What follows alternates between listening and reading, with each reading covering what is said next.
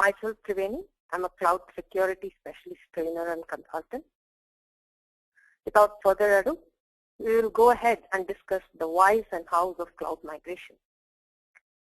As specified in our previous webinar on cloud security, we saw cloud comes with its own benefits and it has its own risks as well.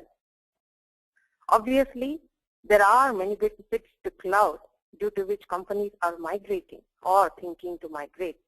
Cost savings, power savings, agility, to name a few. Cloud security is the only thing that is stopping companies, especially our industries in India are adopting a wait and watch approach. They want to see how others adopt and how others succeed in the cloud. So there are what are called as trade-offs between threat exposure and cost effectiveness of the cloud. Private clouds by their nature are inherently more secure. They have less threat exposure compared to community clouds, which are in turn having less threat exposure than public clouds. On the other hand, public clouds, due to the nature being shareable through mega-scale large public, they are more cost-effective than community clouds, which are in turn more cost-effective than private clouds. So, cloud customer might have to decide what he wants best. Does he want it to be cost-effective, or does he want his cloud to be more secure? Coming to cloud migration and cloud security architectures, clouds, as far as different services and different types of clouds are concerned, they all have a single security architecture. Our private cloud does not have any additional security settings unless otherwise specified explicitly by the client, by the customer. The very reason why private clouds are deemed to be more secure are only because they are not shared by others.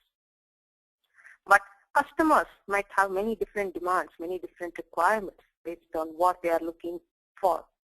So cloud should attempt to provide configurable security mechanisms based on what the customer wants. Organizations have more control over security architecture of private clouds because private cloud is owned by one organization. It is not shared. This control becomes less and less as we move to community and public cloud. But this doesn't mean to say that private cloud is fully secure. Private cloud is not security proof. It is not 100% safe. Any type of cloud can be equally attacked based on where its loopholes are. So organizations who have sensitive data might want to use private cloud so that they could have control over the security model of the cloud. So sensitive data is most likely to be stored in private cloud where no one else is sharing the data with you. No one else is sharing the cloud with you.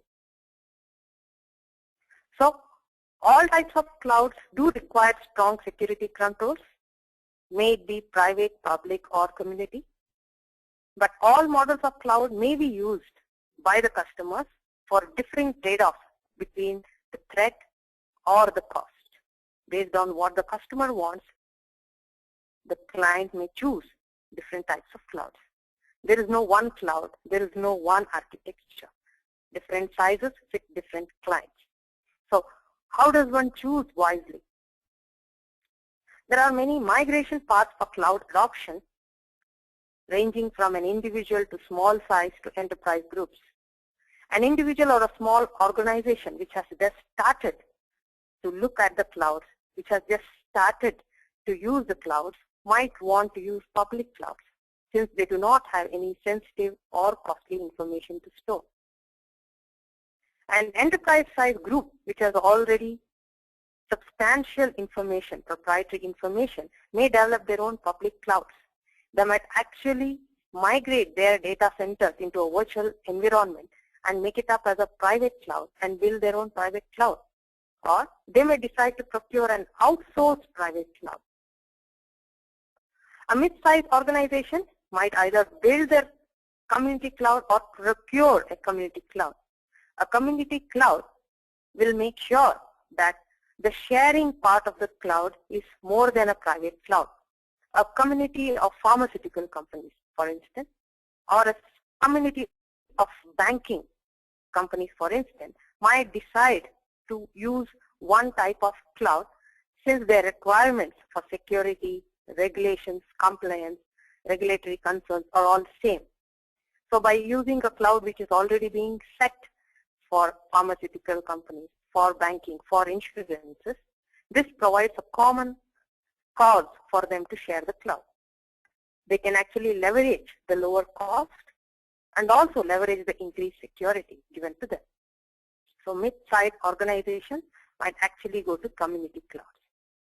Or companies might try to use hybrid cloud technology where private cloud part is used to store confidential information and public part is used to store unclassified information like mass mailers sent out to public. Now, these choices could create some effects wherein small enterprises end up using public SaaS and public clouds so that the growth of their data centers is minimized. The cost of the data centers is minimized. Large enterprises, they may evolve to act as private clouds since they have already invested in large data centers of their own. Large enterprises may actually start using more of public cloud infrastructure and try to blend their already existing private cloud with the new public cloud as a hybrid cloud so that they can leverage both internal security and public cloud cost. Now, public cloud, seeing this, public cloud vendors may try to adopt better standards so that customers of hybrid clouds or customers of private clouds might actually trust public cloud vendors and migrate from hybrid